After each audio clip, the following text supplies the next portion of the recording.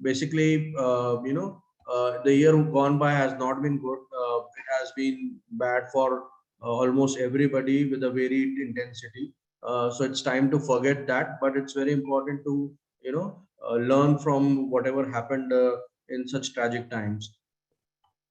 Now this is what happened because of COVID. Now this is before the Russia-Ukraine war started off, right? So at the peak of COVID, the Indian GDP fell to minus 24.4%, right?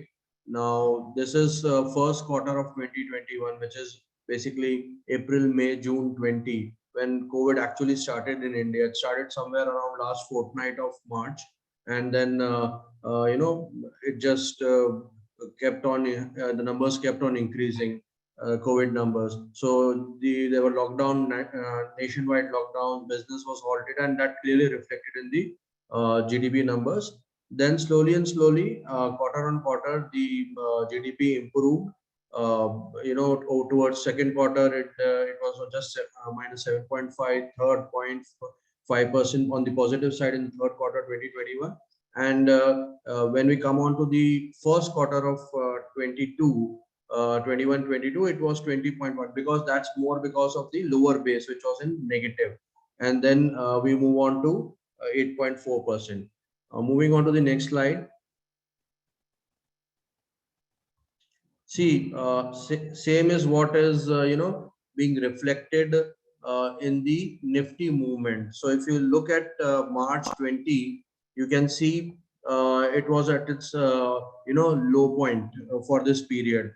And similarly, as we recovered from COVID and the GDP improved, the Nifty started to improve. So we can definitely surely say that obviously it goes without saying that GDP improvement would get reflected into the Nifty movements. So that is what it's getting captured out here. The same time period is correlating with the same movement in the GDP. Yeah, now here I've tried to plot both the graphs on same screen. So if you can see, as GDP went down, Nifty movement was also down. There's one addition to it: markets will always preempt any economic activity. So when the GDP results come out in somewhere in second quarter for the first quarter, Nifty preempted and it fell as the COVID news started trickling in. So Nifty fell in the month of March 20, whereas the GDP actual effect of business started taking place in April, May, June. So that's one of the observations when you track the equity markets. Equity markets generally preempt economic news, economic activities, unless and until there is some sudden kind of happening like Russia attacking Ukraine, which was not anticipated by anybody. Otherwise, markets will always preempt any economic news. So if you can see, the Nifty has just kind of Nifty has fallen before the GDP has fallen.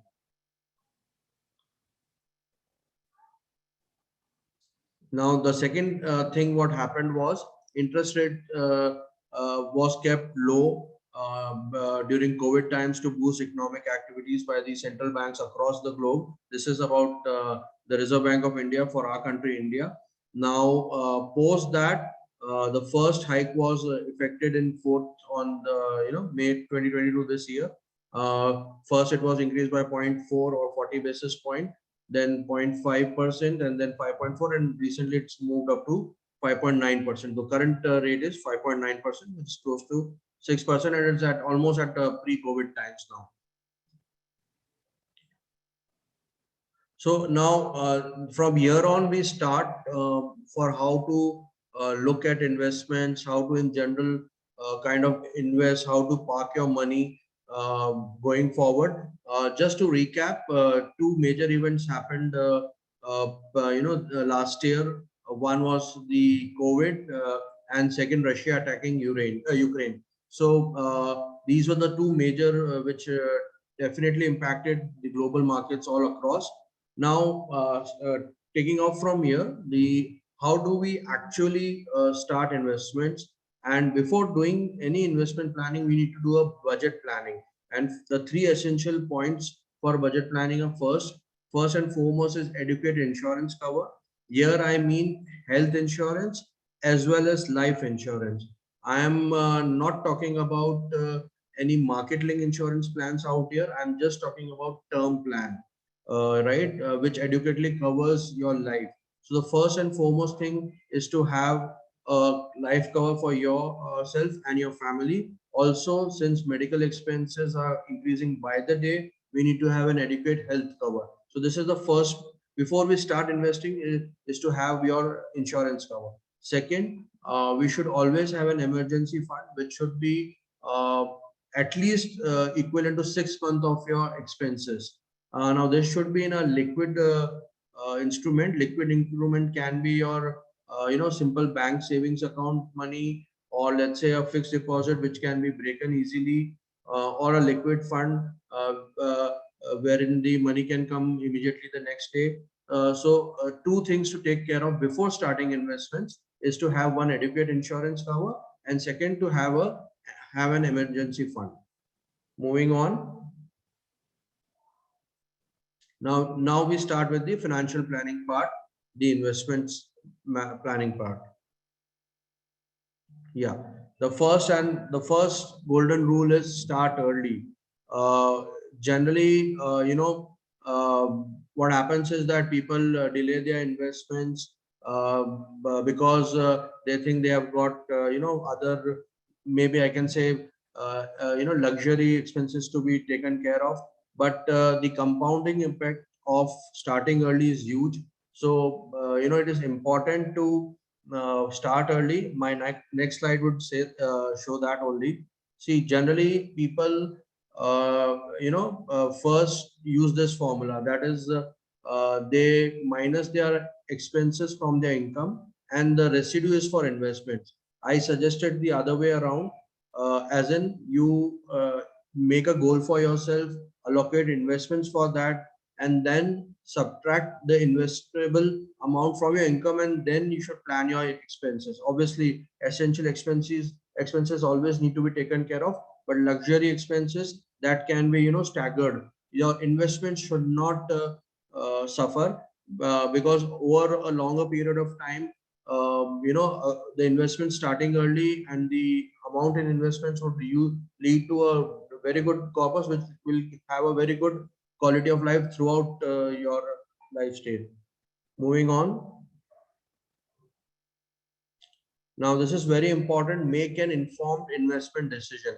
If you have enough time to study on your own, uh, study the fundamentals of your company. If you are investing into equity markets, if you are investing into fixed income markets, please study the credit rating of the debt instrument. Your money is more important. You should never kind of uh, look at low credit rating debt instruments, which has a riskiness attached to it. So make an informed scientific decision. Look at the fundamentals, look at the credit rating, and if that is, you don't get enough time for that, please consult your investment advisor. Now here it is very important. I have written the word unbiased. What does unbiased mean here is investment advisor like Tavaga, where we are SEBI registered investment advisors, who has no vested interest in the financial instrument that the advisor is suggesting it to you. As in trailing commissions, brokerages doesn't impact his decision to advise product A or product B.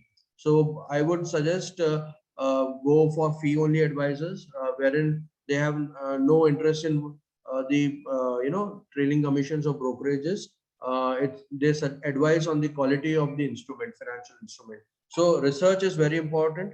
If not possible by self, then please consult a registered investment advisor only. With all these tips on WhatsApps, Telegram, they generally may give you one or two good, deals, but otherwise they would, in more cases, lead to losses. And they would in fact just give brokerages to the brokerage houses, nothing more than that. So please make an informed investment decision. Second, now this is very important. Investments cannot be ad hoc. First and foremost is to identify a goal for yourself. A goal can be as simple as purchasing a a luxury car or going on a foreign vacation. Can be long-term goal like children's education or planning a house in a metro, buying house in a metro. That goal has to be identified. The next step to it is what time you require, when is the goal going to mature. So that is very important. Third, prioritize your goals. Obviously, all goals cannot have the same priority. A foreign vacation cannot have the same priority, like let's say purchasing an immediate four-wheeler when commuting is difficult to office or somewhere else. So please prioritize your goals. Then understand the risk-taking appetite.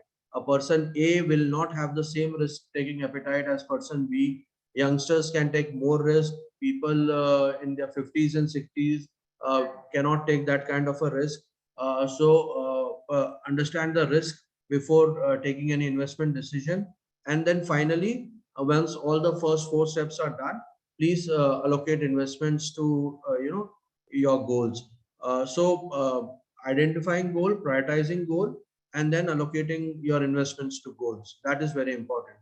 Now there are certain uh, companies which help you in that, like Tavaga, wherein we have a robo advisory wherein you can select an individual goal also. An algorithm gives you an output, and your investment gets accordingly invested in a basket of 6 ETFs.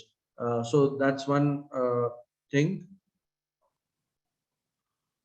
Now, I think this most of us would have heard many times. Don't put all your baskets. Don't put all your eggs in one basket. So basically, diversify your investments. Just don't have all your money in fixed deposits, all your money in equities or mutual funds. Please diversify. Consult, as I said, an advisor. He'll give you a proper asset allocation to yourself for yourself before diversifying and deciding your investments. Please factor in, as I said, risk, returns, volatility, liquidation, and one more important point, taxation. See, the end money in your hand is net of taxation. So you should be aware of the taxation on your investments. So for example, FD would, if you are in a 30% tax bracket or a 20% tax bracket, the net return, let's say if you are having an FD of 7% and you fall in the 30% basket, straight away 2.1% would get ripped off. So the end result of the net return in your hand is just 4.9%. So just don't look at absolute returns, look at net of taxation returns. Yeah. Now this is very important. Once you have made all your investments, it's very important to review. If there are certain, you can say, assets or certain instruments which are not performing, time to kind of reallocate, rebalance. Uh, Also, look at any major change. Let's say you are investing into share market. So if there are major changes, any fundamentals of a company, all of a sudden the turnover is going down, or let's say profit is going down, or there are some issues in the corporate governance. Please have a look out for them and try to change those investments, move into better bets. As I said, discard the rotten eggs. Then there is one more thing about profits. Generally, we get very happy when we see our portfolios and green, 20% returns, 30% returns. We feel very happy about it. But when the markets go down, those notional gains turn into notional losses also. So it's very important to do periodic profit booking. You can fix a percentage for yourself, 20%, 30%. Most here I'm talking more from stock markets point of view. Most of the stocks move in cycles. So it's very important to book hello profits when it. Yeah. Hello Hello. हाँ मैं तेको बोल रही हूँ देखो अगर नहीं find out करना था वो, तो तू इतना टाइम भी क्यों अपना वेस्ट कर रहा था? गूगल डॉक्स में को मेल करने बोला। I guess somebody has unmuted. I shall. Vaibhav, please continue. Yeah, Yeah. Okay. Okay. Sure. Uh, so so basically, yeah. So coming back, so when I'm talking about regular profit booking, maybe at 20% or 25%, which is better than GDP plus inflation. So you can keep a benchmark for yourself when the stock prices reach those levels. Please do a profit booking. You can do a partial profit booking, as in 30% of the stocks or 40% of the stocks. Rest 60% still stay with you, and if they correct again, you can re-enter those stock levels. So I am always of a belief that regular profit booking is very important. Otherwise, our gains would always be notional, and we won't actually have money in our bank account. Yeah, moving on. Now, this is just what I mentioned, that returns in hand are always better than notional gains. Benchmark your returns against the risk you have taken. So if you have a very risk averse person, obviously your returns would be less. But if you are kind of, risk taking appetite investor, your returns ideally should be more than in a risk averse person. So risk has to be factored in. Second, your investment horizons. Generally, investments over a longer horizon will give you better returns. So if you're a short-term investor, then you can't have the same kind of returns as a long-term investor would have. Also, investable corpus makes a difference. Suppose a person can, there's a very attractive stock, but a person can purchase just 10 units of that share versus a person purchasing, let's say, 100 or 1,000 units of that share. So the absolute gains would be different. So we need to derive satisfaction basis all these factors. So that's very important. Again, one thing very important is what should be the ideal return. So ideal return should always be greater than the sum of your GDP, country's GDP plus inflation. So let's say India grows at around 7.5%. Currently, inflation is also very high. But generally, the RBI is comfortable between 2 to 6%. Let's take a median value, which is 4%. So if I add 4 to, let's say, 7, it's around 11. So any investment which is giving you 12 to 13% returns is fine. It's beating the summation of GDP plus inflation. Here, I'll just like to mention something. A fixed deposit, let's say, giving 7%, and net of taxes, it is 4.9%, or let's say 5.6% or 6.3%. So at current inflation figures, it's not even beating your inflation. So fixed deposit can be a source of emergency fund, but in the current horizon, when the inflation is so high, it will not be growing your money. Actually, your money will degrow out there, and I'm not here even adding the GDP figure of 7%. So ideally, the entire basket of your investment should give a return which should be in addition of GDP plus inflation. Moving on. Yeah, investment opportunities. Yeah, these are, I've just tried to give a few examples of investment opportunities across asset classes. So when you talk about government instruments, there are sovereign gold bonds, the public provident fund 7.1%, national pension scheme, which gives you an additional 50,000 in addition to the 1.5 lakhs in ATC, the senior citizen savings schemes, and Sukanya Samriddhi Yojana, which is for parents having a girl child. Now, among all this, PPF is the best because it is exempt, as in the amount what you invest gets counted under ATC, the interest and the capital which you redeem, that are also exempted. So PPF, one should always do. Yes, the rates have fallen, but still, if you look at that, the interest is also tax free. For a fixed income instrument, it's one of the highest return giving fixed income instrument. So these are few of the government instruments available. Moving on. Yeah, there are certain debt instruments which give you better than bank fixed deposits. Certain non-convertible debentures, certain private companies do offer, fixed income instruments which are called NCDs or bonds, which have traditionally very good track record. The company have very good fundamentals, so you're not worried about any credit risk to that company. And just one thing to be looked at is that they should be AAA and above rated. So that is very important. Second, in debt instruments, you also get benefit of indexation, as in once you cross the uh, annual year, the inflation gets factored and it gets minus from your returns. So you get better tax provisions on debt instruments as compared to just simple plain vanilla bank FDs. So just look at AAA and above debt instruments. They will give you more returns than a bank fixed deposit. Certain amount of your debt part can go into NCDs also.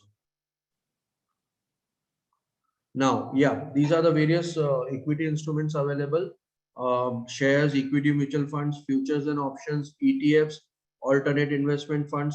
Most of us are aware about shares, equity mutual funds, FNOs. ETFs are a new class, relatively new class. Basically, they are exchange traded funds.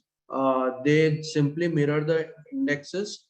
So for example, there will be a Nifty ETF, there will be a Nifty Next 50 ETF, there will be a IT ETF.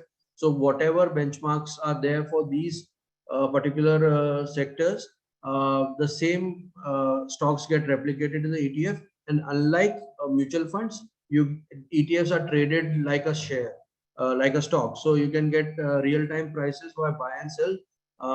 You don't have to wait for day-end NAVs. So that is one thing. There is one historical data wherein say that 70% of active mutual funds don't beat the indexes. So maybe looking at this figure, ETFs become more attractive to have a certain percentage of your assets. Moving on. Yeah, towards the last part of our presentation, we come on to the tax savings part. Yeah, now this is something, as I said, PPF, it's 1.5 lakhs under ATC. Then second is other instruments that get counted under ATC is your housing loan principal, your life insurance premium, education fees, your equity linked savings scheme mutual funds. Then there is an additional savings of housing loan interest, which is up to 2 lakhs per annum. One can also open one more IT account and in the HUF name. So you can book income in that and you can book investments for that also. NPS I just mentioned before, additional 50,000 per annum. Then there are rebate for medical insurances also. So these all there are tax planning instruments available which should help you. In addition, as I mentioned earlier, when you go in for debt instruments, you get indexation benefits. So therein you can better your tax post-tax returns. Yeah, that's it about the presentation. Now we are ready to take questions. Aisha. Yes. I see a few questions. I might skip few questions if it's not related to any of this mentioned or if they have been already taken. But yes, is it beneficial to invest in tax saving mutual funds or direct mutual funds? I guess the question is tax saving mutual funds or non-tax saving mutual funds? Direct mutual funds. Yeah. So basically, see, most of the tax saving mutual funds will also have, portfolio identical to the large cap mutual fund portfolios, right? So doesn't make a difference. It's better to go in for PPF for that matter.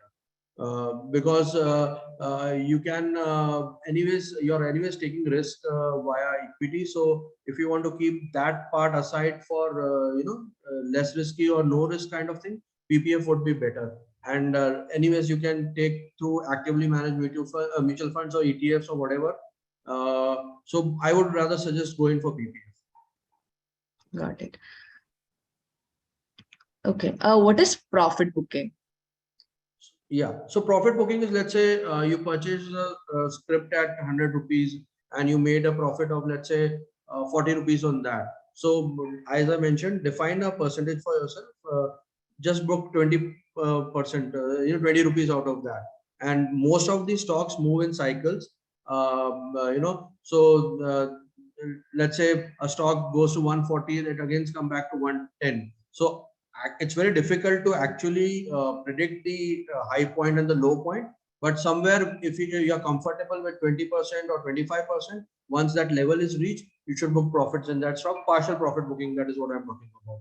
This is specific to stock markets. Okay. Sir, can you please provide information about upcoming recession, where to book profit and how to invest in long-term plans? I think this is very broad question. Very broad question, yeah. Yes. If you want. See, I can just talk about the macro part, right? So on the macro part, yes, global economies other than India would most likely go into recession, European and US economies. But as I mentioned toward the starting of my presentation, stock markets have already factored in. What they are unclear about is the status of the war, because these are the two major events that are going on. One is the high interest rates, and second is the Ukraine-Russia war. Now, the interest rates from here on would start to fall. So markets technically have already factored in the high interest rates. In all probabilities, markets should go up unless and until there is one more catastrophe happening in terms of a big COVID wave, or let's say the war doesn't escalates to, let's say, a nuclear war or something. But looking at just pure interest rates and the performance of the economy, markets should improve from here on, because as I said earlier, markets would preempt. So high interest rates have already been factored in. So it's it's good to start investing if you are already not invested. All right. Is it good to which is better time to invest, before the financial year ends or after the financial year starts? Doesn't make a difference. If you're looking at a debt instrument to take benefit of indexation, then let's say investing in March makes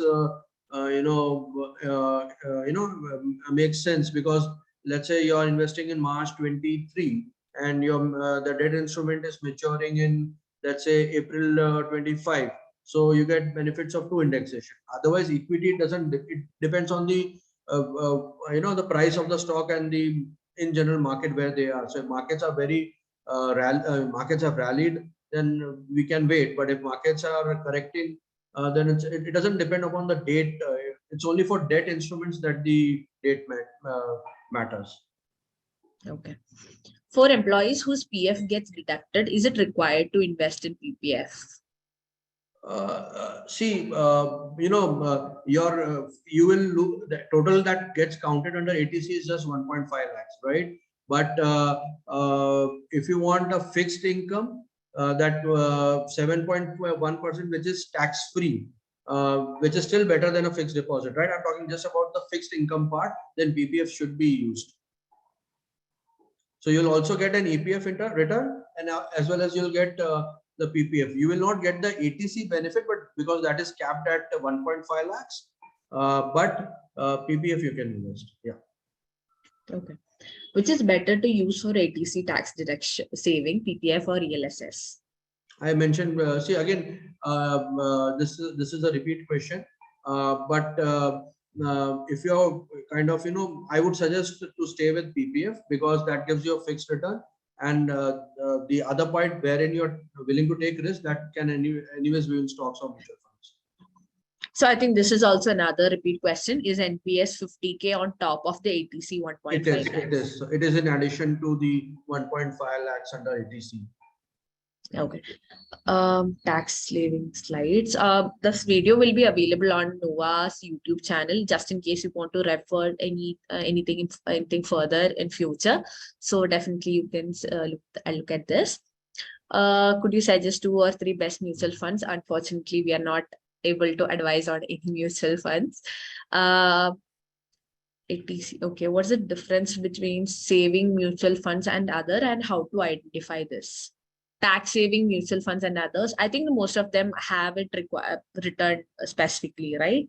Which So is tax tax. saving mutual funds are the same. The equity linked savings schemes, that Yes. yeah, they are the tax saving mutual funds. Yes. There's yeah, please go ahead, Aisha. Yeah. We'll definitely do one session specifically for tax. So don't worry, all these questions will be definitely taken in count. Um, is a Nifty 50 mutual fund similar in risk factor compared to any other direct mutual funds? Nifty 50 mutual. I think the question is a bit incorrect. I guess does it? The question is maybe it's on the maybe it's an index fund what they're talking about. So yes, it's a passive kind of it would have a kind of lesser risk as compared to an actively managed mutual fund, wherein because the index fund would just mirror the Nifty 50, right? So there is no discretion of the fund manager out here. So yeah, technically speaking, lesser risk, but again, it will depend on the how these stocks in the Nifty 50 move, right? Whereas there's a human kind of bias when it comes to actively managed mutual funds of the fund manager. So his competence, also gets factored in there. So technically speaking, yes, they would be more riskier than an index fund. Can private firm employee open HUF account? Yes, doesn't matter. They can. Okay. Is gold investment benefits comparing to mutual funds? So there are two different asset classes out here. Gold historically has given good returns, but if you look at last, 5 to 7 years, gold has not been giving good return, right? See, golds and stocks are inverse. Their movements are inverse. So whenever there is a fear psychosis, gold will move up. So when COVID hit or when demonetization hit, the prices of gold skyrocketed. So generally, stock markets and gold move in inverse direction. So as a balance to your entire asset allocation, you can have gold. Now there are very convenient ways to have gold through gold ETFs, sovereign gold bonds. But otherwise, it's difficult to say that in the long run they would beat equity. As it also equity historically has been the best asset classes. When I say equity, it includes stock and mutual funds. So when the underlying asset is equity, stock market, that has historically been the best performing asset class.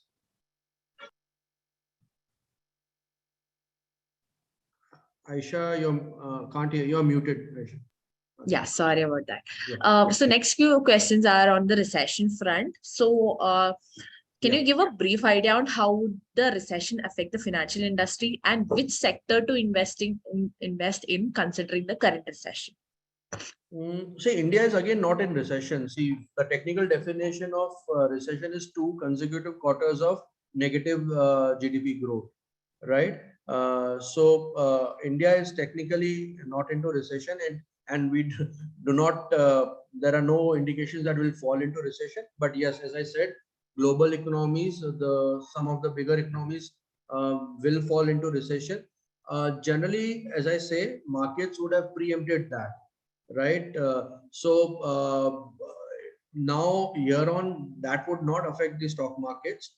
What would actually affect is, as I said, some the war escalates or something like that. But yes, there will be a slowdown because since global economies will be slowing down the budgets towards, let's say, IT companies. So IT's sector is already underperforming the overall benchmark indices. So but now it seems that the IT stocks have found a kind of bottom. So for a longer point of view, it's we can look at investing into the IT stocks also, the IT sector also from a longer. It may happen that for 3 to 6 months they don't move that much, but once they start moving up, it would be difficult to catch up. Otherwise, when the stock markets are down, generally defensive sectors like FMCG and pharma start moving up. When markets correct majorly, one thing is to buy an ETF, index ETF, to get benefit of whenever the markets improve, you can just do a profit booking simply and park your money in defensive sectors like FMCG or pharma. Otherwise, when the markets are decent, choose growth sectors like manufacturing, financials, NBFCs, auto. These are the sectors to look at. Thanks, Vaibhav, on that. I'm just picking a few questions from this. Where do you store the emergency fund? Yes. So as simple as a bank savings account, can be as simple as a bank savings account. All bank provide premature, withdrawals on their fixed deposits. So let's say if FD of 6 months or 1 year horizon is giving you better return than a savings account interest, you can park in there. You can just give an online redemption or partial withdrawal request. The money will come immediately. You don't even have to walk into the bank branch. There is also one feature I would like to mention, which most of the banks provide, is that once you book an FD, that can be linked to your savings account. So if the balance is not there in your savings account, there would be partial withdrawals that would be happening from the fixed deposit. So it can be in, let's say, as I mentioned, in just your simple savings account, a fixed deposit, even liquid funds, wherein the redemptions come the next day. So these are three, where you can park your emergency fund. Got it. While investing in mutual fund, what should be the ideal percentage of totally monthly investment? Ideal percentage of total monthly investment. See, one thumb rule. Here I am just broad basing it as in mutual funds or stocks. Okay, so I'm saying about equity, right? So the one very basic rule is just minus your age from your investable surplus. For example, you're 30-year-old, so 30 should go into debt, which I mentioned, government instruments or fixed deposits or less risky instruments. Rest can be into equity, which can be via mutual funds or stocks. So let's say a 30-year-old should have at least 70% into mutual funds or stock markets. Got it. Could you suggest some sectors for investment? I think we already covered that. Yeah. Index fund, mutual fund, or index ETF, which is better? Index mutual funds, there are technical differences. Both mirror the indexes, both the index ETF as well as the index mutual fund. But for an index mutual fund, you'll have to wait for the day end anyway. Whereas in an index ETF, you can even get the benefit if the markets, correct majorly during the day only. And let's say towards the end they recover, and you decided to enter into an index mutual fund. So you would get the day end NAV for an index mutual fund, whereas in an index ETF, and you are kind of tracking the market during the day and it corrected majorly, you can get that time value itself. So that's one benefit of index ETF over index mutual fund. There were initially doubts about liquidity of ETFs, but that has been taken care of. There are market movers, so that won't be a problem. If you want to redeem your ETFs, that can happen very easily. What are some of the short-term investment that can be done? Yeah. See, short-term investments, as I mentioned, some short-term debts, if interest rates are expected to go down. See, it is very important to understand when interest rates go down, your debt instruments will become profitable. But if the interest rates are expected to go up, your debt instruments will return negative value. So if the interest rates are expected to go down going forward, you can look at debt instruments. One. Second, if you can track 4 or 5 stocks which generally move in cycles, right, over a period of 2 to 3 months. So just track their 1 year or 2 year performance. Look for their lower, base, at what price they fall. Just enter them. Just exit at 20 or 25% kind of profit. And there are several stocks which give multiple cycles over a 6 month period. So these can be two available options. Okay. For long-term investment, is it better to invest in debt for its compounding effect or an index mutual fund, which will be better? See, as I mentioned, historically, equity as an asset class has given the best kind of returns. So, Indian indices have given close to 13 to 15% indices return. So, when I talk about an index mutual fund over a long term, that should be the return. Yes, the returns will go down, but that they will be never as low as debt funds. So, it is better to invest into index mutual fund. Yes, there are certain risks attached to investing into equity markets, but the solution to that is to do a proper asset allocation. So just on paper, comparison, plain vanilla comparison, index equity funds are better than your uh, debt in terms of returns. Yes. One last question, and we'll be winding up the session. Yeah. Is it a good plan to buy a house in EMI for tax saving? Not actually. See, one thing is very simple, that you will be paying interest, interest over the loan you have taken, right? So, anyways, uh, only the interest part would get deducted from your income, right? But anyways, you're paying an interest. So, ideal way to go about is to just not for tax saving, but if you are actually looking for end user as an as a home buyer, or looking for investments, and you're very confident about the appreciation in the property, then only you should go in for a housing loan. Just for tax saving, you should not go in for a housing loan. Okay. I think we are done with the questions. Most of the questions that is coming in right now is also covered. So thank you so much, Vaibhav, for having us and taking the session for us. And it was a very insightful session. I think most of all got an idea on how to invest for your future year and how the new year is coming and where you want to invest for tax saving and other purposes as well. So thank you everyone for joining once again. And also I've dropped a link for our next upcoming session on the comedy. So you can attend the comedy session on the 25th of this month. Also, please check out Tavaga. We have just dropped a link. We are running an exclusive offer of 50% off for using the Tavaga app.